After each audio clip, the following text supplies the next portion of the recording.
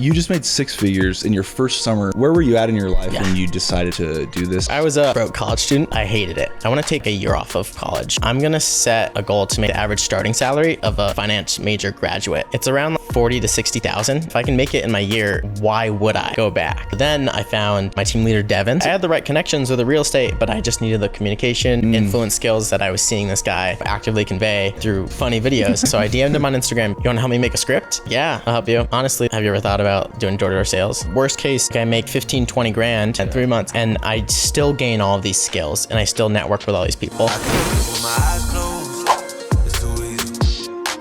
What's up, you guys? Thanks for tuning in to the Purpose Driven Persuasion podcast, where if you're a highly ambitious person, you're going to learn how to go from being unfocused to unstoppable, and specifically by applying the tactics, strategies, and learning from the results of persuasion and influence demonstrated at a high level. What that means for you is by applying the things we talk about in this podcast of sales skills or persuasion and influence, you can become the most persuasive, influential, and impactful version of yourself and better serve the people around you that you love and care about the most. I'm your host, Schaap. For the last 10 years, I've obsessively tried to learn, apply, and teach these skills of persuasion and influence at the highest level, and have seen incredible results in my own life and the people that we've worked with, and that's what we're talking about. Give us a like, subscribe to our YouTube channel, check us out on all of the audio platforms as well. Make sure you follow for more. If you get some value out of this, I'd really appreciate if you shared it with somebody else as well, because I think a lot of people could benefit. Enjoy the episode, guys.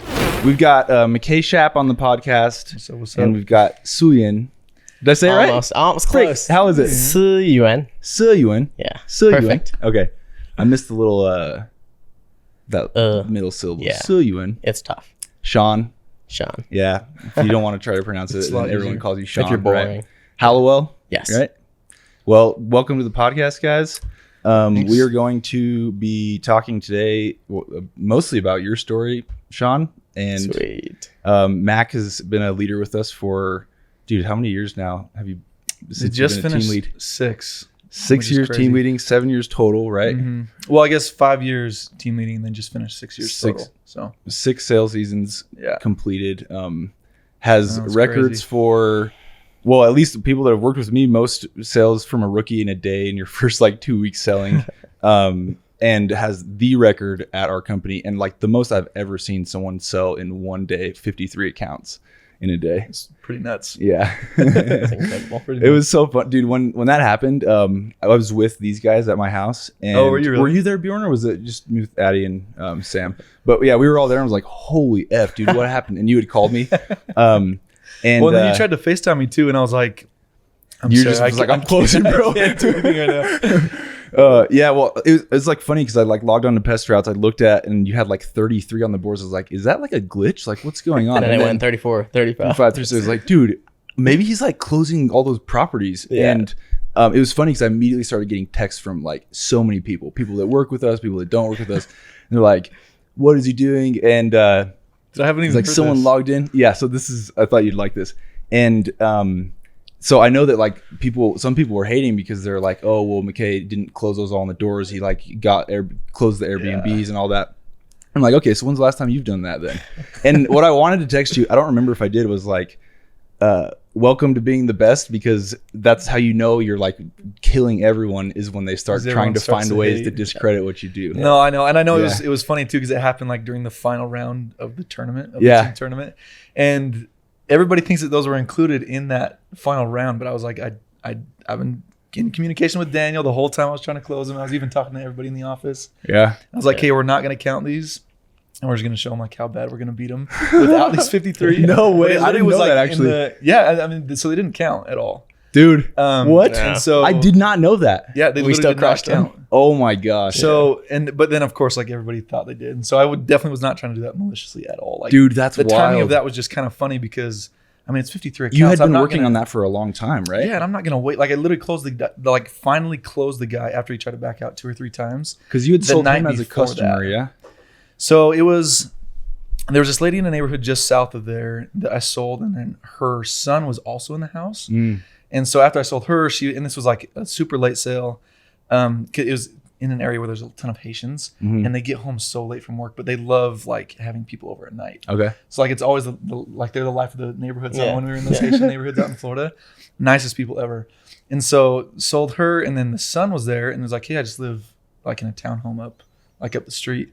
So sold him, and he's like, hey, like got a ton of like problems, like pest problems there. You should go check it out. So I checked, and it was one of my reps' old areas, and I was like, hey, did you like go knock these? And he was like, well, I knocked a few of them, but then they said that their landlord was taking care of it. And so I was like, okay, so I'm just gonna go see and knock a few. So that, I think it was the next day was a Saturday, and so I just went for like an hour. Only found 2 people and sold both of those guys. So I was like, okay, so far I'm 3 for 3 in these townhomes. There's got to be an easier way to do this. And luckily I had help with one of my reps. I found the number of this guy, and then that's just kind of where it started. But dude, and then it ended up being like right in the tournament, but like I wasn't gonna wait to schedule these guys. Like obviously, like I have to do it like right then and there because it's a huge deal. But what was wild is, actually, what I was thinking about when you're talking, like nobody else is willing to go do those like 2 or 3 extra things that don't require that much effort because they just don't believe they're going to get a result right away from it. Whereas you've always been that way, where it's like the one extra person you talk to. Remember when we used to do that on our team? Like one more door is like when someone went to pick you up from area, you always knocked one more. And that was just the rule. And how many times like everyone would get sales before, like before they got picked up, right before lunch. It just seemed like that last one was always like the one more push, and it's always money, you know? But I've always, where that mentality started. Was that our first year? That's cool. Yeah. When we killed it in Kansas City. Yeah, we crushed it there. But that was, I just am noticing that trend is like people who win really big and then are even criticized for winning, which is also just the way that works. Like if you're not being criticized for what you're doing, you're probably not winning that much, you know? And you see this with like, I don't know if you've experienced with this with family or with like, oh, you're doing door-to-door sales. Old coworkers. Yeah. Like, oh, real job. I get that comments like that all the time on like my YouTube shorts now. People on YouTube are savage, dude, compared to TikTok. Really? Yeah. Like the comments that they post? Oh yeah. It's like way different. The same videos and they're just night and day different comments. Anyway, but I've always noticed that trend of like, it's like not that much effort to do those extra things, but you're like constantly doing them. And then sometimes they lead to big results. Sometimes it's just incremental. But like this was a case where it led to something massive, you know, like breaking a record in a day for accounts sold. And they all got service. So and it was funny too, because so in that complex, there's 94 total units. Oh my gosh. But this guy was just in charge of 53 of them. So because I had already sold 3 of them, it ended up being 50 that day. And then I went out and like after all that craziness, went out and got 3 more on the doors, on the like in my actual area, like a new area. And then when I went to go make sure that just to make sure the technicians were good as they were getting serviced, people would come out of their houses and be like, "What's going on?" There's like all these pest control trucks here because it was like a complex of townhomes, like 5 trucks servicing houses all the same time. No joke. And so I was like, "What's your name?" And then I look up their name on the sheet to see if they were part of the deal. It's like, hey, it looks like you're not part of the deal, but I'll help you out with a discount. So it ended up being 62 total. Oh my! In the complex that got serviced, dude. So it was like an additional 9 or so that actually got so how many did you service that week then? It was like 60 that week, like total. Yeah. In revenue or accounts? The accounts. Man, actually, or was it like 70? I think it was in the 70s. Yeah. It was because you already had like 20 or 30 on the books before even going into that or something like that. And right? then it was a total of like 52,000 in revenue, I think. Good gracious, dude. So it was a little crazy. My best week ever was 54 so 54 houses, 54 GBC accounts. And it was like 37K in revenue or something. And I was like, this is sick. Like that's I can keep this up. Takes, you know? Yeah. It's like it's an a insane amount of work to get that. Yeah, you're selling a lot. It's like a 10-day every day, and then most of them go through. And that's while we were. Yeah, that's why we had like 150 reps too. It was wild. It's crazy. So I'd go knock with my team. Nuts. We'd like eat lunch. I would run out the door every day with my car group, and so I would position my car group to where those were the guys I was knocking with that day. I'd knock with 2 people for an hour and a half each, and then I would like book it to my area. I'd usually try to plan to where I was like next to them, and I'd run over to my area or segue over, and then like have 4 hours to knock at the end of the night and just grind. But it was fun. All right, guys. I don't know where that tangent came from, but I think it's all good. Yeah. Actually, let's start with you, Mack. So tell us a little bit about your background, how you got into this. Mackay and I are brothers, believe it or not. I know people probably won't see any similarities there. Don't believe but if you see both of our parents, you'd be like, you guys both look like some version of both your parents. Yeah. Nothing like each other. Definitely look like my dad. Way more than my mom. I feel like you're like almost a perfect mix between the two, like as far as like looks wise. Yeah, I might be adopted, I think. I'm just kidding. No, but yeah, there's a good combo. Yeah, tell us your background. How'd you get into this, Mac? Well, yeah, I mean, obviously thanks to you, but so I Mostly was Sarah, probably, actually, right? Yeah, well, a lot of it was Sarah too. I mean, we were always super close, especially like when I got back from my mission. But yeah, yeah, I don't even know where to start. I guess I've known Tim for even like 3 years longer than I've been working here, and I think I remember you sitting me down. So I was playing football at BYU for. It ended up being like about 3.5 years. Yeah, it's like when I was a part of the program. Played linebacker at BYU. Yeah, I played linebacker there. Lots of ups and downs with like the coaching change with Bronco and Kalani. Mm-hmm. Learned a ton and it was awesome. Ended up tearing my pec while I was playing, and then super difficult long recovery. But I was so determined to get back. Finally got back, and then ended up losing my spot to this kid that just got recruited. He was like a 4-star linebacker out of, I think it was either Alabama? Oregon or Washington. Well, okay. And so he came, and it was kind of at that point, I was like, I've got 1 year of eligibility left. He's got 4. It's like, let's kind of balance the thing too. He's also like healthy. He's also healthy. I'm coming back from like a 2-year recovery from my pick. But yeah. The cool part about it though is like, as hard as that was, it was probably perfect timing. And I always talk to these guys about like committing and deciding to commit and make sure they have a plan A and whatever else they decide to do within that plan A, but still make it plan A. At that point in my life when I was like, okay, I need a new plan A. Because football was just everything. And I'm still like addicted to sports and I love it. It's fun. I don't know. It's been a part of our lives forever. Oh yeah. I mean, we were playing football since like 6-7 years old. Dude, yeah, in the backyard. Even before that, knee football or freaking remember that game, catch it, run it in the backyard. Throw it up to each other. Stupidest name ever. Try to tackle each other before we could touch the brick wall. Yeah, literally, that was it.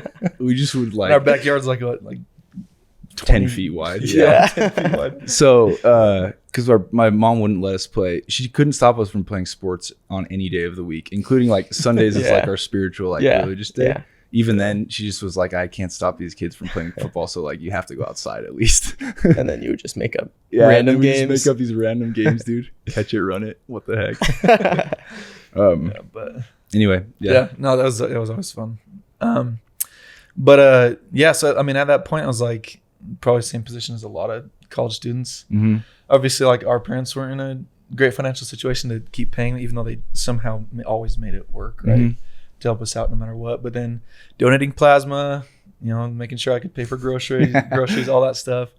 Worked at a physical therapy clinic. Physical therapy was always like my goal to get into. And I think it was mainly like my attachment to sports is why I wanted to do that. Yeah. And then also like the emotional attachment of having gone through multiple injuries. Oh, got it. Severely because of sports, and then knowing like how satisfying it is going from something like so detrimental to then being back to being able to do everything before, like functioning perfectly or even better than before. And so seeing that satisfaction like in individuals was really cool, but it was always like physical at that point. But then I was like, well, I need money to pay for physical therapy school. So it was tough. I wasn't in football anymore. So I was like, okay, I've got some, more free time. Yeah. And that's why I always remember like having that long talk in you guys' like tiny little apartment with those slanted roofs. Dude, up with Sarah. We lived in the crappiest house, south. It's like right up the street, south of campus. Yeah. It's like this. It's like the upper. It's like an attic. It was like they like lowered the floor of the attic. Yeah. And made like an extra apartment in this just like so old, you just lived like, on the 3rd floor 1800s house south of campus. Oh boy. And I was driving a really crappy car too. Yeah. And that was like even a couple years after making like really good money too. We were just like we'd throw parties there all the time. And like, what do you do for work again? Yeah. Like so funny. So no, that house is great though. So many memories there. Yeah. Anyway, so you're that long talk that one day. So I remember, and I think you were probably like out recruiting or doing something, but I remember it was just me and Sarah. Like I was dropping off something at you guys' house, and we just had a long talk, and then I left before you got back. And I don't know your side of it, but I think that basically Sarah told you like, hey, I think Mackay's going to do it. Mackay might do this. Yeah. And then you were like, what? And then reached out to me, and I remember getting a text from you that night, and I was like, yeah, let's do it. And I think it was like 2 weeks or so before the summer started. And then we went to, was that before or after we went to Texas Roadhouse? I think I can't remember. Or no, actually, when we went to Texas Roadhouse, that was when you turned me down the first time. Yeah, I think so. Yeah. And then multiple meetings at Zupa's with Tim. Yeah. and all that stuff. And just saying like, I mean, it just wasn't a good fit at the time. Yeah, I was just like, I want to do other things. I'm always somebody too, like if so many people are doing it, then like I want to do it less, you know? Yeah. Just because I like being able to do my own thing. We're all like that. And then, yeah, exactly. I feel like we are very much so, but always not for any bad reason, but it's like determined to like make your own path and in like using your own talents and doing it in a way that you can, to show people that you can be successful in so many different ways. Right. But that's actually what was so attractive too, I think, about the conversation that I had with Sarah, and then remembering like within that conversation all the times that you and Tim had talked to me about how that's exactly what we teach here at Moxie, is like, this is not something that where you have to go in one direction as far as like do this for the rest of your life if you commit to it right away, but it's literally a foundation for you being able to decide whatever you want to do in life, and even broaden your perspective of how you can succeed in multiple ways. Yeah. And so I think that's really cool. And then so just decided to do it on a whim. Ended up being decent at it. 2 weeks later. So, yeah, I think it was on like my third full. It was my first full day. Third day. So the first day I knocked with Evan. Second day I like kind of knocked with you a little bit, and then knocked by myself. And then my first full day, sold 8. I had no idea what I was doing. Yeah, like the rest of the people on our team that had just started, they were kind of like warming up and selling like 3 or 4, maybe 5 a day. Yeah, it was like very, very early in the summer. You know how like people get their feet under them, and then the performance is always just a little lower at those first couple weeks. At least it was for us in KC that year. And Mackay comes out, and I like check I usually turn my phone either off or just have notifications completely off. But it was your first day knocking, so I was like, oh, I wonder how's Mackay's doing. So I pull out my phone, and I'm like 6 accounts on the board already. It's like 5 p.m. So like I call Mackay, like, dude, do you know how to sign people up? Like, are you doing, are these all like, what? No credit card, no all like customers stuff? He's like, yeah, I mean, I think they say they want it, and like I got their card info, and they're like, are they scheduled for tomorrow? He's like, yeah, they're all on the route for tomorrow. Well, I'm not really sure what I'm doing, but something about that guy. I'm like, bro, what? That was literally how that conversation went. I'm like, I hate you. It took me so long to sell 8 accounts for the first time, and just this first day. Yeah. But that's just how like you connect so well with people. They just want to be like, not just talk to you, but like be your friend and like know you. And that's always been a gift that McKay's had. Sometimes causing me to take too much time with people, but maybe losing out on more sales, but I don't know. Those experiences are like always so cool though. Yeah, you've done pretty well. Yeah. So then you come and sell that first year, and then you decided to come back. Was it an easy decision for you to come back and be a leader the next year? Yeah, it was super easy. Like I feel like those, just realizing like how much I could do, especially with like out any training, going into it, and then knowing that from past experiences, like serving a mission, and then just different things in school, and then even with football too, like knowing that I feel like I could get people to follow me. Yeah. Or at least it's more fun to like go do it with people that you love to be around. Yeah, that's true. It was like, okay, so what, like, why not, Yeah. Like, why not go do it again? Like, especially if my pay is going to go up too. Yeah. It'll just get me closer to my goal. And I had already decided, like, I'm going to do, like, my plan A at the time was to do this so that I could pay for physical therapy school. And so like went back and did it again. I think that second summer we went to Dallas, and then I've been in like 6 different markets or so. Were you Dallas one more year? Was that Denver right after that? No, it was in the Denver right after that. Yeah. So I went and like kind of like reopened Denver, whatever you want to call it. And then Denver again, and then we went and opened up Atlanta, and then this last summer I went West Palm. Yep, opened up West Palm Beach and broke some records as far as average contract value, which Sean probably I think you had the second highest. As far as like in the month of June, I had the first. Yeah, in the month of June, you had the first. But in the company, in the high school, that was a good month for me. It's huge. Yeah, it was awesome. So, kind of transitioning with that too, just like seeing more value, like within just how we can sell the service at higher value. It's been really cool to see that transition. But I guess going back to like me actually committing to this and adjusting my plan A, right? I think it was like right before Atlanta. I think as when I had that talk with you, I was like, I'm going to commit to this like full time, like long term. So I was literally 4 years in. Don't make this mistake. Like 4 years in, already doing really well, but not even realizing my potential. It was like right before going out to Atlanta for my 5th year. It's like, why would I go into hundreds of thousands of dollars of debt to pay for PT school and then come out of PT school as a physical therapist, PhD and everything, and make less money than I do right now. And not even a little less, probably like a fourth of the money right away. A lot less. Yeah. And it just Fourth, a fifth. I mean, For starting like salary. for starting salary. And obviously like there's tons of ways you can grow in that. But almost like kind of comparing it to why I wanted to do that in the first place and seeing people physically be able to go like rehab themselves and go back to what they were before, a better version of themselves. Yeah. That's exactly what we do here. Yeah. It's like it's on a completely different level though, because it's emotional and it's like intelligence but then also it's even physically sometimes too, because one of those things all connect. Yeah. You realize like how powerful the brain is, and that's a lot of. I learned a lot from Sean too, like him, even being a first year this year, just like how important mentality is. Right. And it's cool to see people actually even repair their mentality. Right. Yeah. So from a physical therapy standpoint, you're looking at it in a little bit different way. Instead of physical, it's like more mental and emotional. Yeah. And being able to grow in those areas and better themselves. That was like my new addiction. And then it's just been so cool to like network and meet so many people. And so since then I've grown exponentially. And so now I'm like, man, if I would have actually fully committed, You would have had it much earlier. Yeah. Yeah, because I mean, now you're 26, 27. 28. Did you just turn 28? Sorry, dude. jeez. I forget that I just You turned look 30 as 26. well. Thank you, dude. That's the baby face. Oh, I forget that I just turned 30 and like people ask me, like, I'm crazy. 28. I'm like, oh wait, I haven't counted the last few years, so I don't even know all that. But Mackay and I are 2 years apart. I knew that. I know, it's kind of weird. Yeah, all of our brothers. We have five brothers, all 2 years apart, except for the last one. He's four years apart. He's in Mexico right now. But I mean, and you're making multiple six figures now. It's like you've done super well. What I like about what you were saying is, well, first I have a question. Did you realize that that's what you were doing with people? Because you wanted to go into physical therapy, own like your own PT clinic, and just really obsessed about helping people in a way that you had been helped previously, like rehab from injury, and even experience like an emotional or like really deep personal change by doing that. Did you realize that you were doing that already, or did it kind of just dawn on you and you're like, wait, I'm actually doing something that's like just as meaningful as I wanted to, and it's like the same but even like better?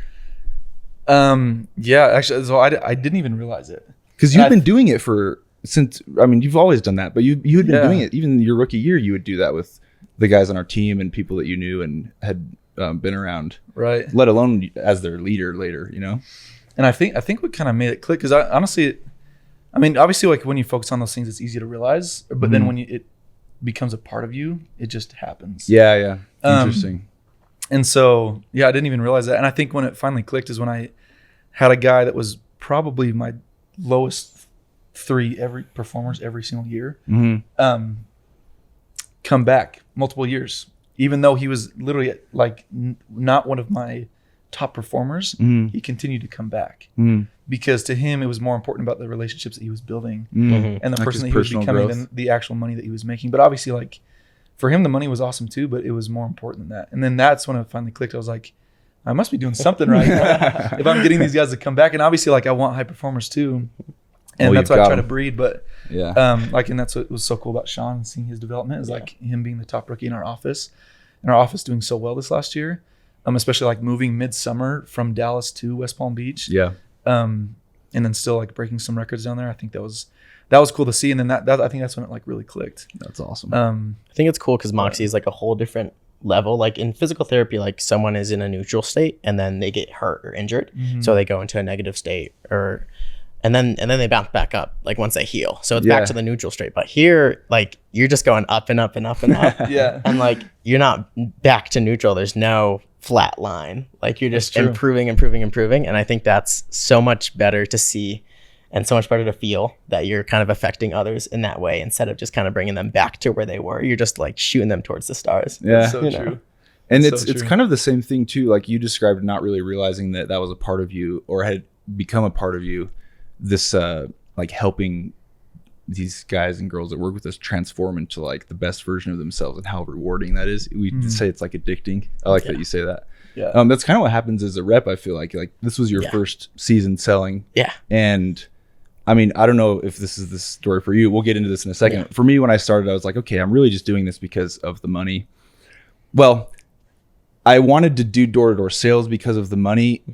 I saw it as a good vehicle right away to like meet my income needs and graduate debt-free. But I chose Moxie specifically because of this idea of like it was way more than that and the person that I would become. Yeah. But I'm still a broke college kid. Yeah. And I'm like, well, okay, we still got to make the money. But I just didn't realize like how powerful that interpersonal transformation becomes when you do focus on growing the right way and like putting the right things first. And oftentimes, most of the time, that's actually not the money.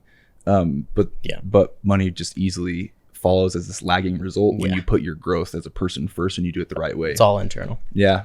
So I just didn't realize how addicting that would be. It was so challenging that like you get done with the season and you're like, come back to normal life. And I'm like with my friends that didn't do something as hard. I'm like, wait a second. I grew like so much in the last 4 months. That's kind of hard, like going back. It is, even right? Like traveling or just doing anything that grows you personally as an individual, and you go back to the friends that are doing the exact same thing. It's hard to even like spend time around them just because you feel like you've advanced so much. Yeah. And so like after that, like I have certain friends that like want to hang out with me, but I'm just like I've been going on the off season to a cafe for like 6 hours a day, just grinding out some side projects because I'm still like in the flow state. Yeah. Yeah. And my friends are like, some of them are still doing like kind of the exact same thing.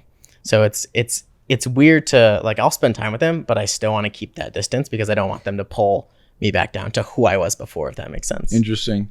Can you tell us just a little bit about your background? And Sean and I did a podcast just recently, but we'll just kind of like tell this story. Yeah, absolutely. Tell us how you got into this. Give us a little brief rundown of like where were you at in your life when you decided to do this and how you got introduced to it? Yeah, for sure. So I was a broke college student Nice. as well. I grew up in Springfield, Massachusetts. Okay. I was doing my first year in college, kind of a little private school, but I got a really good financial aid deal, really good scholarship. Cool. So I was paying like $5,000 a year to go to like a private school. It wasn't community college, so it was a really good deal. Sweet. And I hated it. Like I looked around me and like the lack of charisma in like these students and even most of the teachers really like took a hit on me. So everyone hating their lives or what? Yeah, basically, or just kind of following a script that someone else wrote. And I was just like all about, independence and creativity and just being around those people. It kind of was so draining to me. And I met some really cool people. But all in all, I just think it wasn't the right fit. Yeah. So I basically made a deal with my mom. I was like, hey, I want to take a year off of college. I know that like we worked hard to apply for these scholarships. We did all these tours. I got the best deal ever. I'm paying it off, no debt. But I was like, listen, I'm going to set a goal to make like the average starting salary of a finance major graduate with like a bachelor's degree. That's awesome. And if I can make it in my gap year, it's around like 40 to 60,000. It's greatly depending on the company. Sure. But I said, if I can make it in my year, why would I go back? Why would I spend 2 to 4 years at a university studying this when I come out and make it like the 40, 60,000 when I just made it in my year off? So I pursued that and I did a bunch of different things. I was working at a restaurant, German restaurant, really good tips if you find the right restaurant. Germans tip really well. Yeah. You wouldn't believe. That's awesome. It's crazy. Yeah. So I got my customer service. Was it like a fancy down. restaurant? It was a high-end restaurant. I was curious. Yeah. Like, why do they tip so well? It was like, yeah, it's like a landmark of Springfield, Massachusetts. Like we have the Basketball Hall of Fame. There's not much to do in Springfield. Except for eat nice German food. Exactly. Yeah. So it's been like pancakes. That's the only German food I know. German. Yeah, we have German pancakes. Oh yeah. We have it all. Yeah, it's like the best German food you can get around. So all of the kind of wealthy, even like old white people and like everyone like the old money really liked to spend time at the restaurant. And if you kind of made connections with them, they would really take care of you. So I was doing that on the side. And then I found through social media, I kind of used like the Gary Vaynerchuk method of reaching out to these real estate entrepreneurs who were just kind of blowing up on TikTok. And I said, hey, let me meet you at this like real estate auction that you're live streaming at. I want to like at least like feel it out and see like what you guys are doing. They're like, sure. So I drove, it was like a 10-minute drive, introduced myself, made a good presentation of myself, which I did the same with Moxie. We'll talk about that later though. Okay. And I worked for them for free for like 2 months. They gave me a desk at the office. Okay. And they were just trying to secure deals, flipping, rentals, wholesaling, just all the different real estate things. And so you were getting leads for deals or were you like cold contacting? Both. Okay. I was cold contacting with the purpose of getting leads. I would also go into like the court case and look for non-rental or non-payment for, of rent contract case. flipping, stuff like Yeah, that. and I would contact owners who aren't getting paid rent that I can see on the legal system, and I say, hey, you're not getting paid rent. Let me just give you, like, I don't want you to deal with the headache tenant anymore. Let me take the house at a discount and I'll deal with them. Interesting. So, and it was rough. Like the market is really, really rough, at least right now, like during and post COVID. So I was just cold calling, got so boring. I ended up like trying to trade stock options while I was on the clock there because I was so bored. Yeah. And then Because your whole goal was like, if I can make was as trying much to- as an exit yeah. finance salary, then like Yeah. I've proved that I don't really need school in order Exactly. to get that. Exactly. That's what you're trying to do. That's what I was right? working towards. So I was doing that. I was trying to network, build connections, and get some deals, and eventually invest in my own property. Sure. And that was a lot slower than I thought. So then I found my team leader Devin on. I think I saw one of his TikToks. He makes like funny sales videos. Yeah. They're hilarious. And- Side note: this guy Yeah. commented on. Did you see that comment, Bjorn, on one of our videos? And he was like, "You should have Devin Galligan on." Yeah. And I was like, "Oh yeah, Devin works for me actually." yeah. Yeah. I don't know. He's a what he said legend. after Yeah. that, The but content Is is. it on TikTok? Yeah. Yeah. Dude, I'll be knocking in an area, and like solar guys will come to me like, Do you know Devin Galligan? You work for Devin's company. I'm like, Yep. yep. Yeah. You work for Devin. Yeah, And you're like, exactly. yeah, you just go along with Yeah, it. sure. That's funny. Yeah. So I thought it was hilarious. And at that point, I was reaching out cold calling. So I needed those communication skills. Sure. So I DM'd Devin on Instagram because what I found is that Sorry to cut Go you ahead. off. Yeah, Did you yeah. like his how he presented himself, or like like the the humor. charisma that he was talking? confidence and humor. Okay.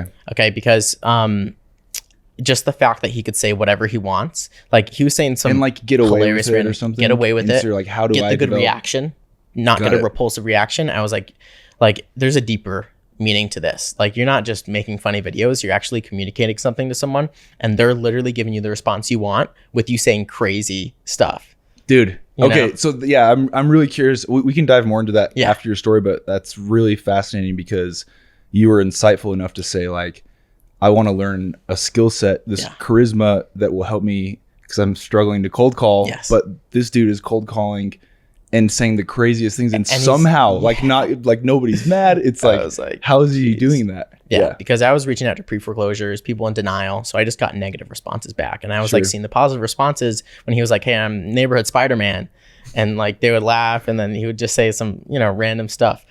And they would still like, they would just give the same reaction. I was like, I need these reactions from the people I'm contacting. I can't Okay. just getting door slammed in my face and like people hanging up and being like, don't reach out to me. So, Okay. so I DM'd him on Instagram because, just a side note, if there's an influencer on TikTok, just find any other platform where they're not as famous, Instagram, because he was blowing up on TikTok. He didn't have much on Instagram, and I DM'd him. And Sound familiar? Freaking Instagram sucks, dude. yeah, it's hard. It's hard to grow your Instagram because it feeds. I guess the algorithm doesn't feed as well. It's not nearly as well as TikTok. I don't know why it just sucks. Yeah. Everybody has But- an opinion why, but yeah, it's whatever. Anyways, Yeah. yeah, I get it. Stay with TikTok. But yeah, so I DM'd him and I was like, hey, I just sent him a nice note. I was like, I really like your videos. Keep it up. You're going to be famous soon. Like, that's it. Yeah, yeah. And he was like, thank you so much. Where do you sell? I was like, what are you talking about? He thought I was with Moxie. And I was like, sell? Like, what are you talking about? And he was like, oh, you're not with a company? I was like, no, I'm just doing this like real estate acquisitions job. You want to help me make a script? And then he was like, yeah, I'll help you. And then he just gave me some tips. And he was like, honestly, like, have you ever thought about like doing door-to-door sales? And I was like, that's still a thing. Like, I thought that was like 1900s. Like, why do you think I'm cold calling? Massachusetts, there is barely any door knockers. Like, if any, it's like a solar person, like once every 6 months. Interesting. Does Yeah. it get warm in Massachusetts? Warm? Yes, it does. It does. Yeah, the summers get really hot, like 90s, even some 100s during the heat waves. So it's weird. I don't know, just the lack of, pest control companies and whatnot Yeah. in Yeah. Massachusetts. But so, yeah, I reached out and he was like, why don't you just like come sell? And I was like, you're in Texas. Like, I'm in Massachusetts. Thanks for the offer, but I would do it if you were like in Massachusetts. He was like, why don't you just fly out?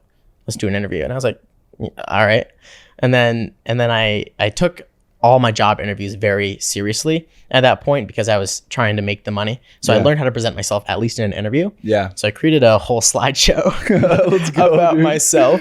Let's go. Yeah. I have not heard this part of the story. Really? You actually. haven't? No. Oh, It's that's really so funny. Really? Dude, Yeah, can you it's actually I really gotta funny. see this I'll after. send you it. Okay. Yeah, This is amazing. So from analyzing his humor and stuff, like I included like a your mom joke and stuff like that in the slideshow. And this is the Wow. first time I met him. So I was like, I got to hit his, like push the right Yeah. buttons. Speaking of realizing, like knowing what to say to the right crowd, Yeah. yeah, Dude. person.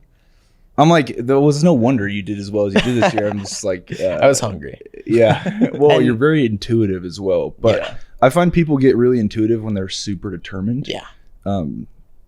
It's like a easy next step to being an insightful person is just like be determined to get the results that you want, and then you'll suddenly start getting insights on how to get them as you work. Yep. Anyway, that's a side note, but keep going. Yeah, and I had the right connections with the real estate, but I just needed the communication, influence skills that I was seeing this guy, actively convey Sure. on social media through ridiculous, funny videos. So yeah, we had the interview and I went through the whole slideshow. I pushed all the right buttons. Little did I know that I didn't even have to try that hard to get on the team. Those videos weren't like, oh, come join my team. Like he was just recording him doing the job. So I was like, oh, maybe he doesn't have any spots. Like I don't know if I'll even be able to, because I need to make this the best presentation ever. So That's awesome. To Devin's credit, I mean that's cool when somebody comes to you and saying like, "Hey, do you even have spots left on you?" It's like, please, I really, really want this job. Because it's always us. Yeah. Like, and then now you realize that you're starting to recruit. Now it's like, Yeah. no, we're always trying to go sell people on Yeah. why Doing why this. me, right? And finding the right people, that's the hardest thing. So when you've got someone that is the right person who wants to work with you, that just, it's amazing. Yeah. trying to sell themselves on you. Yeah. Yeah. Yeah. And I'm happy I saw that and I presented myself It's awesome. well. And then he mentioned, because I think he was running tons of interviews. And so I met him and then he gave me an offer and he mentioned that I'm the most impressive interview that he's done, which I guess I'm not surprised. 'cause- Yeah, I mean, that's definitely a true statement from what I can tell. Yeah. I was literally what I can bring to the company. And then what the company can bring to me, and then why me? I was just pitching, Bro, that's awesome. It was so funny. I was because I've developed a method for getting jobs, pretty much anywhere. A lot of restaurants, there's fancy restaurants that are exclusive, and you have to get on a waiting list to even get a server position there. Interesting. Because you can make good tips. So I was in the restaurant, field, and I learned that if you go on a slow day at a slow time, find an employee and get the employee to introduce you to the manager. Since it's slow, the manager can interview on the spot. So I'm not sending in any, Let's go. applications or anything. I'm presenting myself right then and there in the first interaction. That's exactly what I did. With That's Devin. cool. Yeah, and it worked like a charm. So that is how, here, I'm even just going to do a hook for that. It's here's how you get any job you want, even if it's an exclusive, no hiring. We're not even taking people on right now. Yeah. That. So when I was 21 years old, I had big dreams of a few things. Becoming a millionaire by the time I was 30, that was a big goal of mine. I wanted to own my own business and I wanted to create financial freedom through investing in real estate, startups, any other type of vehicle that would give me passive income so that I could really provide for my family and my parents in a significant way because of how much they sacrificed for me growing up. I didn't grow up in the most well-off household, and so I really wanted to create a life for my family that they could be comfortable. I'm a grandchild of immigrants, and I had a lot of people in my life that came before me that have sacrificed a ton to create the good things that I have. I wanted to create financial freedom so that I could give back and serve significantly. I thought I was going to do that by, first off, playing football in the NFL. I obsessed over football growing up, but then I quickly got cut from my college team upon arriving, basically. So then I thought I was going to do that by getting into a prominent business school and excelling there, and then, getting a high-paying job out of college. And I didn't get into any of the business schools that I applied for, and there were more than one. So I had some, I think, learning disabilities and a couple other things that felt like held me back in that way. Bottom line, it just didn't work. So after all the failed attempts to make money and try to achieve my dreams early, I was basically desperate and just really didn't think that it would all work out. I was doing a bunch of these hourly jobs and barely making ends meet and donating plasma, all the things you do when you're a poor college kid. I had a friend approach me and say that he had made $50,000 doing a sales job during the summer in between semesters. And he was a really well-known and highly prominent athlete. I had grown up hearing about how good he was at football. And so we became friends after I got home from a mission for my church. I just trusted him. So I looked into it. I ended up doing this sales job thinking that it would just be a better way to hold me over for a while, I really figured out how I was going to provide financially for my family and really make a big dent in my dreams. Fast forward a few years later, I was with the same company doing that job over and over again while I was going to school, making hundreds of thousands of dollars, and now coaching and teaching other people how to do the same thing. It completely changed my life in a way that I did not expect, learning how to persuade and influence people at a high level because you practice that day in and day out. That translated over into every other relationship and aspect of my life that I care more about than just sales. And then obviously financially being able to get well ahead of all of my peers and the other people who were not willing to make those sacrifices of doing that sales job during the summer in the off months of school. And then fast forward even more ahead, I was able to become a millionaire by 26 and have a multiple $1 million net worth by the time I was 30, upwards of $10 million plus, and invest in real estate early on in my 20s, be able to give back and help pay for mission trips and do service opportunities that I just otherwise wouldn't have had. But what I'm most proud of is being able to give my family, my parents, my wife, my immediate family the life that they just really never had growing up. Because I think deep down we all want to be the type of people that when all is said and done, we actually have made a difference in other people's lives. And I feel like that's actually really the deep result of what this job ended up doing for me in a way that I just did not expect. Long story short, I'm obsessed with teaching the same things to other people. And since I have gotten to management and now I'm a partner in our company, I've been able to work with upwards of over 1,000 sales reps who are young, ambitious, college-age kids mostly, who start doing this job just to pay for school, but end up finding out that it's highly impactful for every other aspect of their life. So right now we are hiring and we have limited spots available to take on of people. So if you're interested, there's a link in the description of this video or in my bio. You can check that out, apply and see if you're a good fit or a candidate for this job. We have personality profiles that can match you with income and earning potential that is very much historically accurate of people that have gone in our program before. And if you take the leap of faith and at least learn about whether this could be a good fit for you, I think you're going to be not only really impressed, but if your results are even half as good as what everyone else has gone through this program has experienced, the only problem that you'll have is that one, you didn't know about this sooner, and two, that you didn't sign up and try to do it yesterday. All right, so give it a shot. Check out the link in my bio, and I'll see you guys in the rest of the episode. Well, and then Sean turned 20 years old in the middle of summer. Yeah, June. Yeah, I mean, you hear that from people, and you 20 think years they're old. like, what, 25, 20, like very experienced in the work field? Yeah. No, 20. No, I was single. 19. But dude, when I Andy's was- single. Yeah. But bro, this is what that's funny.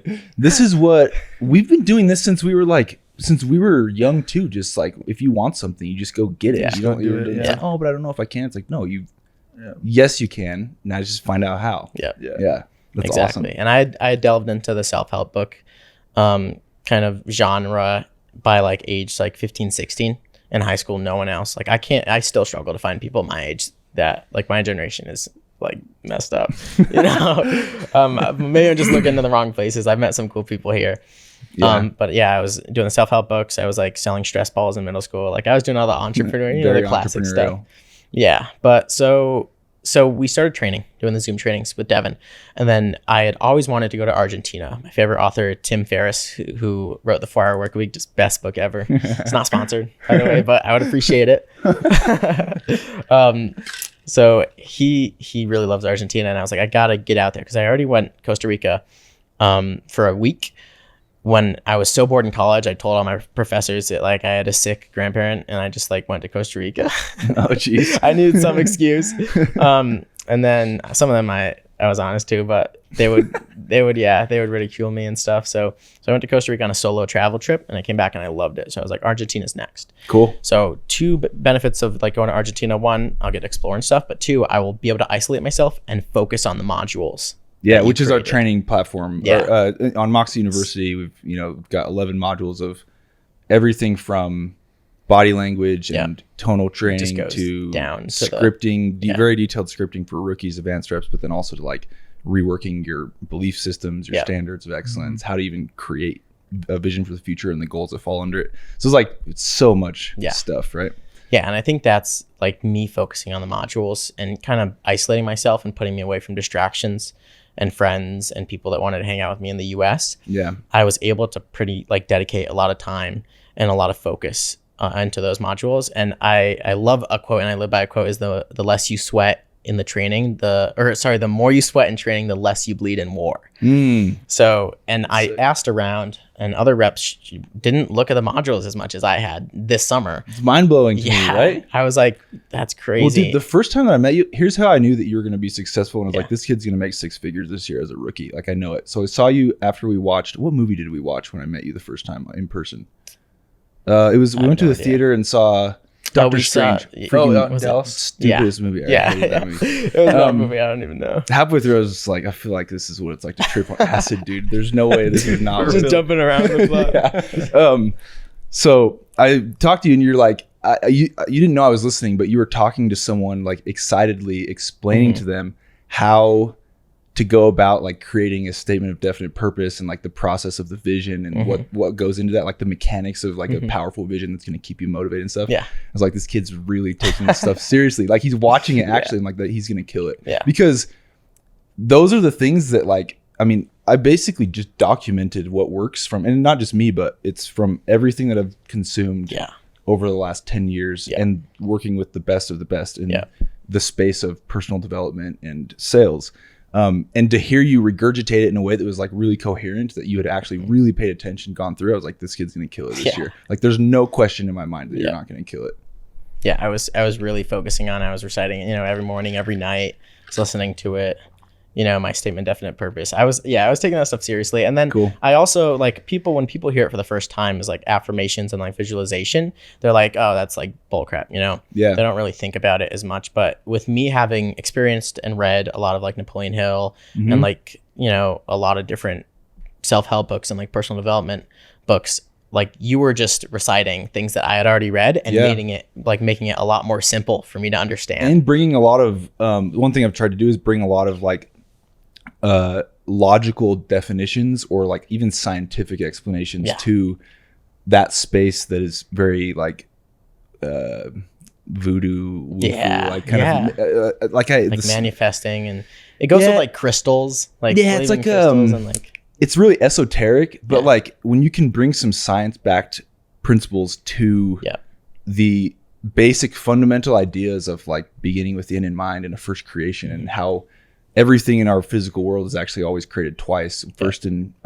thought in your mind, and then eventually into reality. Like, once you realize that, there's scientific mechanics at play. And so trying to just identify those and put those into meaning, it takes away the frou-frou-ness of self-help and personal development, which is what I really tried to do in those. So I'm really glad that was good. But you're saying that, like, it was because you had been in the space for a while, it was just, you saw the validity in this stuff. I didn't brush it off. Right. I was like, this stuff is legit. And then, like I've read, like, these books, and I'm like, okay, well, like, these authors, blah, might have gotten lucky. But then, like, I met, like, you in person, and then I started listening to, like, your little clips and podcasts, and then the modules that focus a lot on inner game. And I was like, okay, this guy is, it's current, right? It's not like 10, 20 years old. He's actually 80 successful. Years old. Yeah, right? He's actually successful, in a field currently. And I met him in person, and, like, so it's legit. Like, I actually need to focus on this stuff because it holds true, and I can see it. Right. So I took it a lot more seriously than a lot of other people, and it definitely paid off in the summer. Well, I mean, look at how you did compared to those that didn't, right? It's like night and day difference. And then they'll probably come to me like, Sean, what are you doing? Like, everything you know and have been told you should be doing as well, that you're just not. Exactly. Yeah. So that was awesome. And then, so I had a great time in Argentina and focused on the modules. I was also phone shadowing Devin. Cool. And something that reinforced my belief in how well I will do is I phone shadowed him. He made like 3 sales in like 2 hours. And I thought it was like one sale like in every 2 hours, or one sale like every 4 hours. I didn't think it was that easy, but I just heard it live, and I was like, holy crap, like, this is going to be a lot. So you were like better. On the phone with him, or he was just maybe had this phone on and you listening, and he closed 3 deals. I was like, wait. He would put his headphones in, like his Like, wireless. He would put like one AirPod in, and I would like be at a cafe in Argentina, listen to this like guy crank out sales. And I'm like, what the heck? Like, is that like easy? shatters loaning loose on. Yeah, and it's also it was so surprising to me because so back to the point where you were money motivated. I didn't think that there's a big potential to have like a big income here. in Moxie per se. So I wasn't as money motivated as you. That's not the big purpose. Big purpose was I needed to fill in the voids of those skills that I needed. Right. The communication skills. I was like, I'm going to do this summer, go back to the real estate with all these skills and crush in the real estate. Yeah. Right.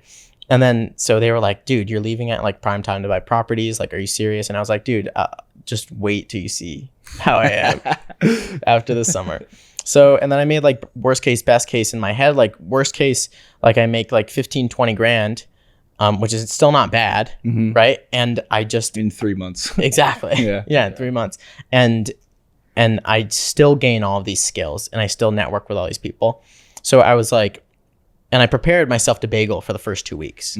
That was in my mind. I was like, okay. So, because Devin prepped me really well. And I was like, I'm not going to get a single sale in the first 2 weeks, but I'm just going to get the reps in. Okay. And then on like second or third day, I got like 4 sales. Yeah. And I was like, what the heck is this? Like, and it was the preparation. That's key. Big, dude. Like what I did before. Yeah. That's huge. Because there's always a learning curve. Yeah. But it's like the amount of preparation that you put in before the summer determines on how long that learning curve is. Yeah. And so 100%. It's funny because it goes back to the same thing, like how we actually have more control than we think we do. Dude, yeah. Where it's like, even if there's always going to be a learning curve, you have control like how long that learning curve is going to be. Dude, 1000%. And the more you increase the mindset type principles or the inner game principles, vision or everything related to goals and what you're working toward. So that's like mission in life, vision out of 5 years, and then like your sprint goals to your standard of excellence for yourself, raising that, reshaping your belief systems, and then the focus from moment to moment, like showing up as your best self. Yeah. You upregulate your skills in those things and work on the outer facing skill set of persuasion, influence, so body language, how you portray confidence and communicate with your body, matching that with your tonalities, and then having a script that's powerful, which is actually the least important part. But when you get everything else lined up, it can be a huge catalyst. When those things come together, the better you are at them, the more control you have of the outcomes every day. So like, I remember the first time, dude, I realized that I was actually in control of the sales output on a daily basis.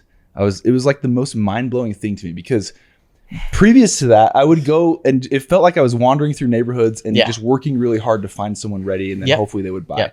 But like, I realized, okay, if I just work on these skills, if I can shape myself from the inside out and then have a really good outward facing skill set of persuasion, I should be able to control how many people buy from me during the day. Absolutely. And like, when that actually started to happen, I was like, holy cow, dude, this is a game changer. Huge paradigm shift. Which that sounds so obvious. I mean, I think a lot of people were probably there much earlier than me, but like, it's a cool feeling. And that same thing translates to everything else in your life, where like, it's not just about being able to control how many sales you get in a neighborhood, cold calling. It's about now you can control the outcomes of your life in a way that's way more meaningful. Oh yeah. Which is, I think, what you're referring to, right? Yeah, absolutely. And it parallels to everything else. Like, you control, inside and outside on the doors. You can control the outcome. Like, it's the same thing in like your whole life and your whole vision, your whole purpose. Yeah. Like, something that also I think contributed massively to my success this summer was my morning routine. Like, I was very consistent getting up and working out and journaling and whatnot. And when I'm consistent with all those things, and meditation, I'm calmer during the day. That just like shows on the exterior, so much. Yeah. Interesting. Dude. I just thought so I have 2 thoughts. One of them is very random, but all tied in. The first one though, one thing I really love about door-to-door sales is everyone's lying to you until they trust you. Yeah. But the doors themselves never lie. So you are as good as, what am I trying to say? The doors never lie. Everyone, so like, you just have to prove your worth every day, basically. So you go back, you reset every day back to zero. Yeah. And they don't care about you. No one in the neighborhoods cares about you unless you are able to give them value. Yeah. And it's such a metaphor for life, because in life in general, like, the only way to win is to be good enough at that, whatever you're trying to win at. It's not about how hard you work, because like, I'm assuming this is probably the hardest you've ever worked in the last 4 months, right? Definitely. And we get guys all the time, they'll come out, and you saw this in your office, I'm sure, and Mackay's seen this every year. We see it every year, where they're like, oh, I'm just working so hard, I should be selling. It's like, I know you're working harder than you ever have before, but that doesn't mean that you're doing enough. So that's why it's like so awesome, because like, you have to be good enough to win. It's not just about being your best that you've ever been. It's like, you have to really level up because the doors just don't care about you. Yeah. And they're the great equalizer. Doesn't matter the color of your skin, where you came from, how old you are, your gender, nothing matters if you're not able to persuade people. Yeah. And that's like my favorite thing, because like they'll tell you how good you are. Yeah. It's like, how many sales did you get today? Yeah. That's how good you were today. Exactly. Yeah. Yeah, and you can see it. And what goes along the lines of what you're saying is, I heard a quote on a podcast the other day. I think it was Iman Godzi. I think he's at 25 million net worth at like age 24 or something ridiculous. That's cool. But he was like the owner of like a nearby grocery store or restaurant, like Italian restaurant, or just a random like owner, is working just as hard, if not more hard, than like Elon Musk and Jeff Bezos. Sure. It's just about how they apply their skills and what specific ones they're good at. Interesting. And it's like, it's so funny because that's so true. Like these people who are making, who knows, like 40, 50, $60,000 a year are working much harder. They're Right. like slaving away at certain things that they're passionate about, which is good. Right. But just the principle of the fact that these CEOs of these major companies are even working probably a little bit less, if not the same amount. And they're just like hugely different status wise and, income wise, is just something to like think about. Like you really have to think about where you focus. Okay. So I have a question for you then with regards to that. I mean, this was your first year selling. So you just made 6 figures in almost 4 months in your first summer. Just under. Yeah. You almost got it. Yeah. In your first, really your first summer doing this, your first time ever doing it, you're 20 years old, you turned 20 during the summer. Yeah. What is the hardest part about getting to make that much money in that little time if you've never done this before? What was the hardest part for you? So I would say the hardest part was complacency and mediocrity. Me and Mackay and I, had some we struggles. talked about this a lot. Okay. But this is where I saw the most growth. Yeah. Okay. In you, though, Yeah, for absolutely. Sure. I'm very curious. It's like you being able to understand that and decide that wasn't okay. Yeah. So in the middle of the summer, so I was just doing better than the other rookies and comparing myself, because we're all rookies, right? And then two, doing better than some of the sophomores and some of the experienced reps. Yeah. Right. So at the end of the summer, the burnout hits. I'm like, I've been doing this for 4 months and I'm like I'm doing this good compared to everyone else. Like, why would I keep on pushing, And like, I've hit like a lot of my income goals. Yeah. Like I've checked the boxes, and it's like, I was slowing down mentally. I was slowing down like on the doors. And that was a big hump for me to get over. Interesting. It was figuring out how to push myself to keep going to those last days. And it was rough. And I learned from it. Have you ever heard what Ed Milet says about complacency? I don't think so. So he has this quote that I love. This question he asks, what's the price tag on your will to win? So at what point is that for sale? Yeah.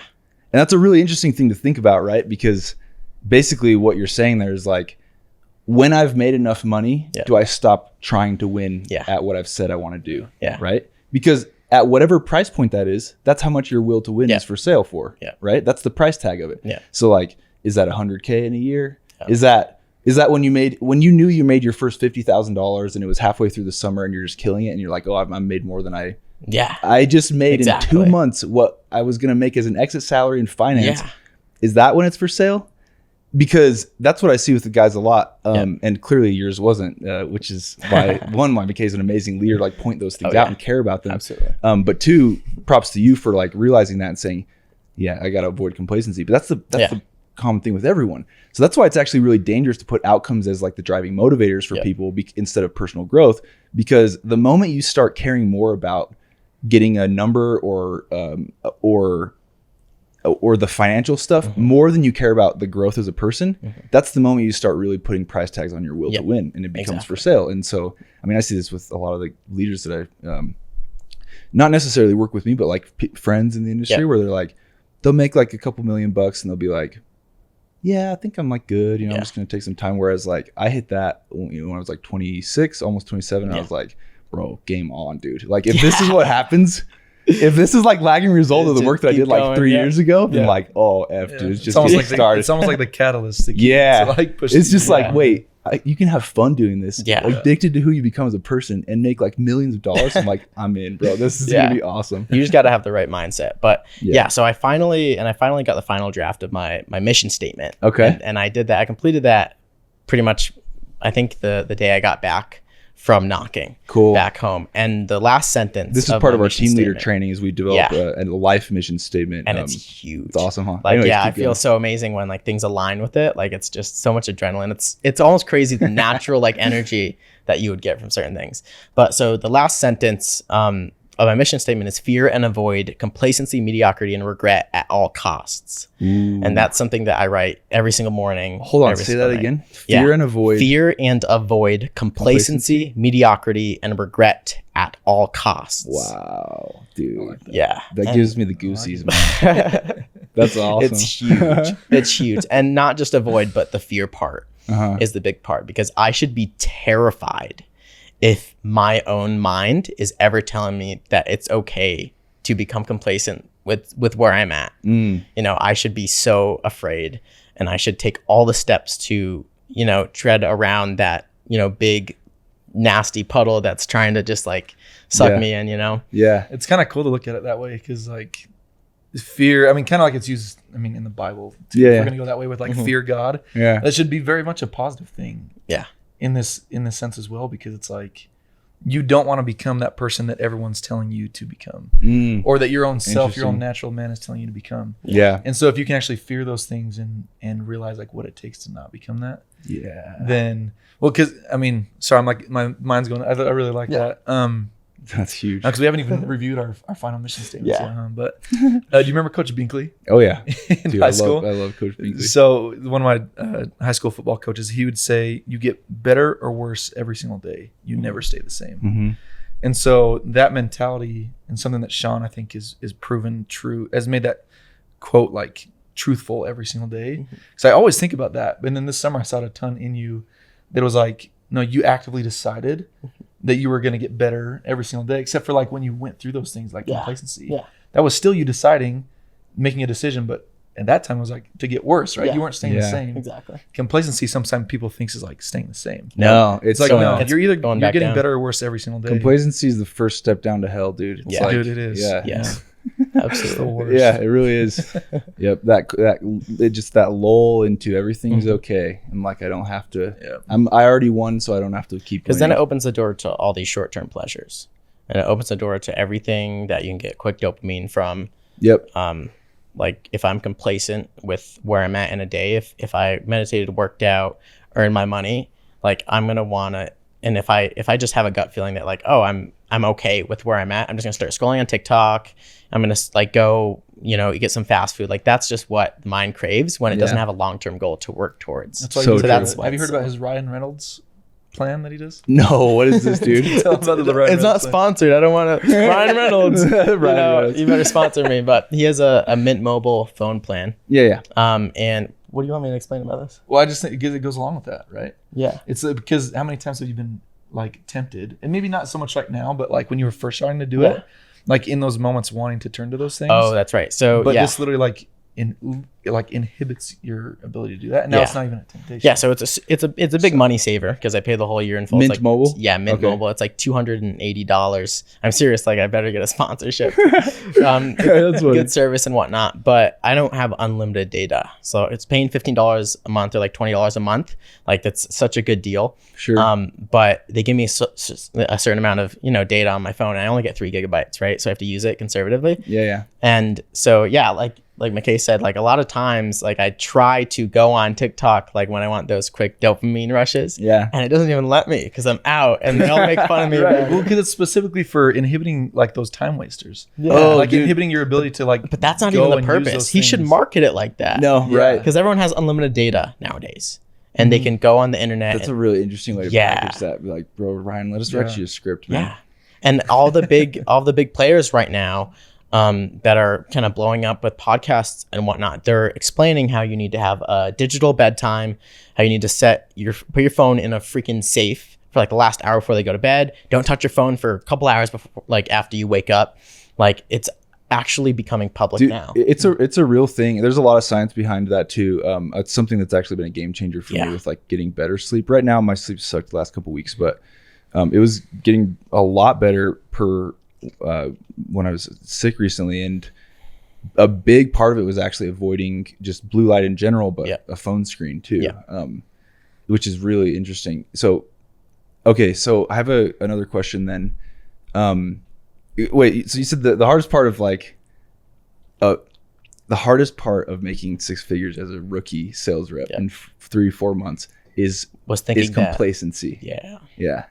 Is like thinking that you've won, not comparing yourself. Because I've surpassed mediocrity. Right. I'm way past mediocrity. per others around you. Yes. Which that's if you go into everything you will do in life, you will find that that's going to be true with everything. Yes. The more you use others as a benchmark around you, you're the average of the 5 people that you associate with most. And you will downregulate your own growth personally, but results as well if you're using others as a benchmark to make yourself feel good. Exactly. And that is, for me, one of the subtle damning parts of complacency. It's like, oh well, I'm doing pretty good, especially compared to this guy. Compared to this guy, it's like, but how good are you doing compared to Sean? Exactly. Like, how many sales did Sean leave on the table this summer? Yeah.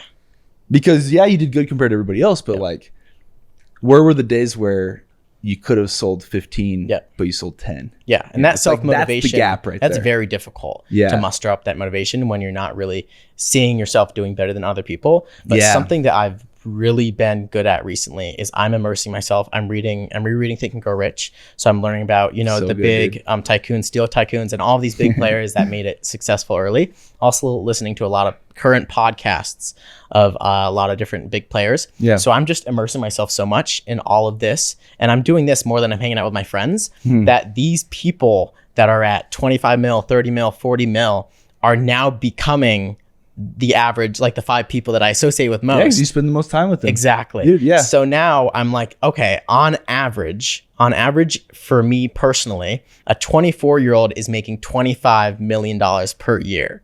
So now instead of just being like, what's like for me, what's for Sean? It's like, dude, Sean, you're doing absolutely horrible compared to the people that you focus on the most, and you need to work harder. And dude, I imagine why you're here is because you're surrounded by 20 somethings that are millionaires all over the place. And you're like, well, it's not only the people I listen to every day, but it's like, I mean, everyone. Yeah, absolutely. That's awesome. This isn't necessarily for you specifically, but like the key to avoid mediocrity and complacency is to change your mindset.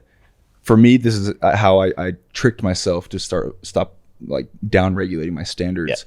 Is I went from saying, if I whatever was good for me in terms of sales production at the time, like if 6 sales a day seemed good for me in my early days, and I was like really mediocre, I admit this, but I just knew that as soon as I got close to that 6 mark, I'd start thinking like, oh, I'm like, this is a great day, that's fine. Yeah. But so what I did to change my attitude and not be complacent, this was the biggest thing, was like, I told myself that I was always just going to get one more as quick as I possibly could. And it didn't matter how many I had under my belt. It was just always one more. On to the next one was my mantra every time. All right, on to the next one, to the next one. So like, I remember the first day that I sold 17 was like, I had like 9 sales by like 5 or 6 p.m. and I'd only been knocking for like 4 hours, 3 or 4 hours. It was just like every person I talked to was just like closed. And I just remember thinking like, okay, I can feel the complacency coming in. It's really, I'm feeling where my standard is. Why am I treating myself this bad? Why am I actually knocking on doors in a neighborhood where no one answers when I've already hit this milestone, Well, it's like my mind saying like, hey, this is pretty good. Hey, like, you're doing pretty good for yourself. I mean, like, you look at all your friends, like you're doing pretty good compared to them. Like, nah, it's on to the next one. So I stopped looking at the total output, and I could not even tell you how many sales I had by the end of the night. I looked at the app and I was like, oh, we sold 17 today. That's awesome. Yeah. And then the next day I remember the same thing. It's like, I'm not going to get excited about that, because if I get excited about a high production day, it's going to trick my brain into thinking it's not normal. Yeah. So I'm just even like, I remember getting home and Sarah was like, how'd your day go? And I was like, pretty good. It's not bad. Like yesterday was good too, but today was pretty good. And she's like, how many did you sell? It's like, I got 17 today. She's like, what?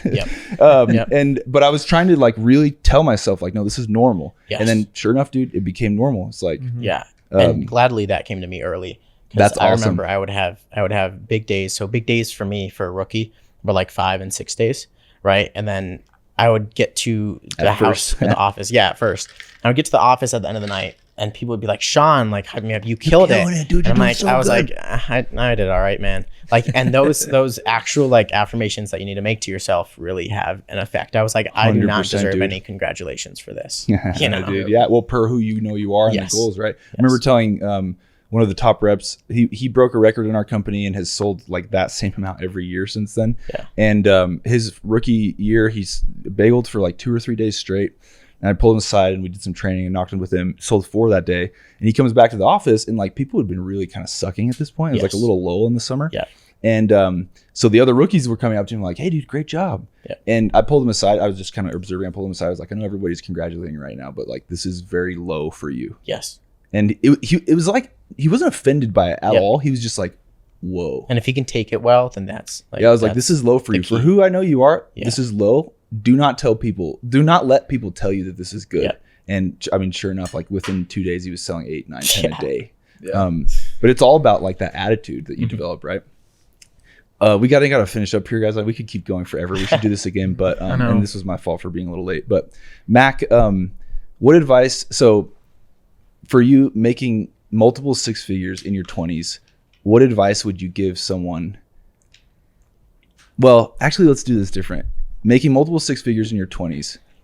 What is the most difficult and challenging part about that? Weird question, right? It is weird. But it's so insightful, actually, how you answer that. Yeah, it's that's tough because you can take it at so many different angles. Like you can look at it as like the financial aspect of it. Like once you've made that, like what's the, like now how do you manage that, right, and control that? Because I mean, it's so easy, especially when I started making that much money, like when I was single before I got married. Yeah. And then, I mean, not having money when we grew up, it's just like, man, now I'd like the possibilities are endless. You want to spend it. You're like, oh, Yeah, now I can get to do the things I always thought I wanted to Exactly, do by yeah. having money. So I guess you could look at it that way, or, but I would say the biggest or the hardest thing about that is kind of what we're talking about, like making sure that you don't get complacent with it and that like that's enough. Yeah. And then finding ways to grow on top of that. But I think probably the biggest thing would be your ability to commit early to it. Huh. Because I didn't really cross that point until I like fully committed. Well, I did. I crossed that point before I fully committed. So it's almost like if I would have committed earlier. I mean, because I've been doing this for so long, everybody thinks, especially because they compare us to, right, that this was like you've always been very business minded and like you wanted to get into some sort of business no matter what. You created your own. Yeah. This was kind of like a means to an end to get there, and then now you're realizing. I mean, as the same last few realization years, both of you guys have had, right? But for me, this was like never it. But everyone, I mean, I don't even know like even the other leaders that are kind of on the same level as me, or a little higher, a little lower. Yeah. Think that this has always been my thing, but really, it's only been like the last 2 years. Yeah. And that's when the exponential growth, especially with the income, has happened. Awesome. And so I think the biggest thing and hardest thing, even though it sounds kind of funny, is making it a plan A, but then everything that you do in your first creation, like within that plan A, has to do with how you work every single day. Yeah. And not with like, okay, eventually I'll get there. Maybe today, like I'm not going to make a step towards that, but literally like, no, today, what am I going to do to make it towards that goal? Yeah. And I think finally realizing that like, no, I need to make this, like I need to commit to this. That's I think like the hardest thing. And it sounds kind of funny, right? Because, but because we focus so much on making and keeping commitments. Yeah. That never really hit me until like, I was like, okay, well, this is going really well. And just imagine how well it would go if I actually fully committed. Yeah. And maybe I should tell that story more often because I don't even know if you knew that. No, that's like, huge. It's literally only been 2 years since I've actually committed to do this. Like internally in a way. For me. It was hard for me to like finally admit to myself that I'm, because you know me, I don't like talking about myself. I just do my thing and I know what I'm good at, and then I'll continue to grow and just be myself. Yeah.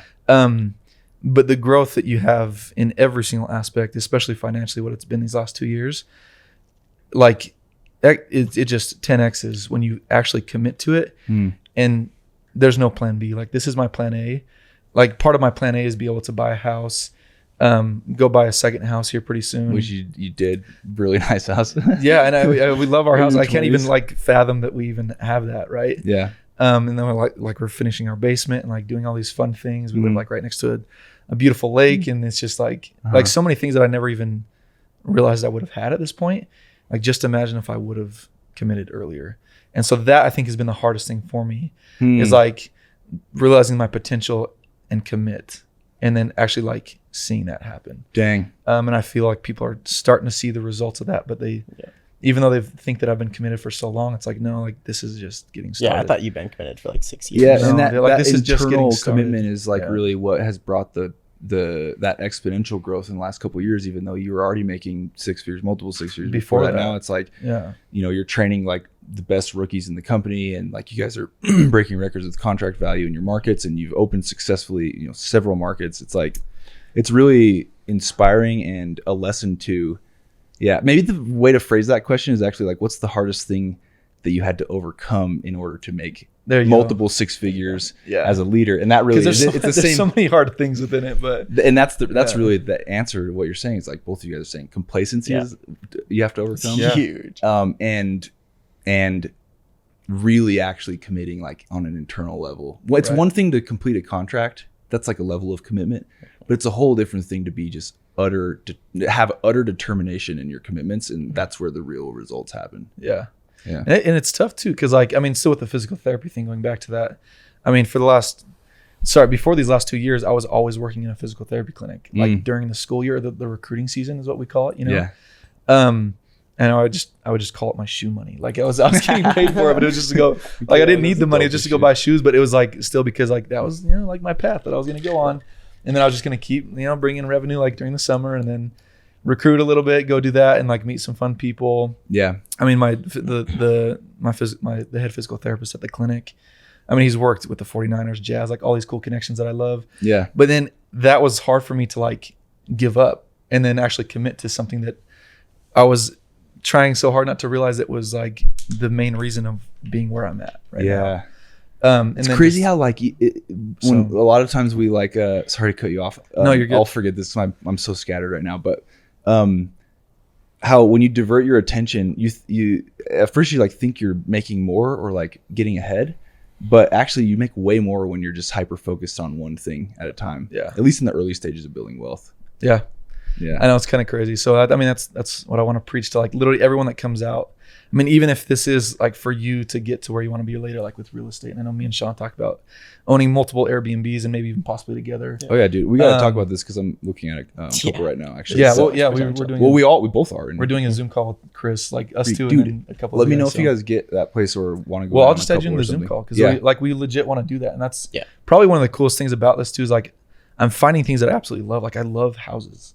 I never realized that, but like it's just so fun to like find houses and like see all the potential in that stuff. And you're finding other people that love them as well. Yeah, and so like the networking possibilities and like all that stuff. Like again, the same thing. Like once you fully commit to something, it just opens up so many more possibilities. And then they don't have to be plan Bs or plan Cs. No, they can It can fit all right be in. part of your plan Yeah. A. Yeah. Yeah. And so I think that's like I don't know, it's just like a really fun thing. And Dude, that's sick. to It's bounce so off fun. of that, like a lot of people think that, especially people that, you're reaching out to recruit who have never done this before, they envision, they have a gut feeling that if they like sign on, if they sell this summer, they're narrowing into one path. It's or like, they're I have to be a decreasing their door-to-door paths. salesman now, and like, whatever people think that means. Yes, but in reality, they're taking the path that they're on, and they're opening so many doors. Yeah, To exactly. themselves, and it's just so to make them realize that is like so magical, because then they realize like there's no negative side effects of me taking this leap and doing this Yeah. with my summer. I love it. Exactly.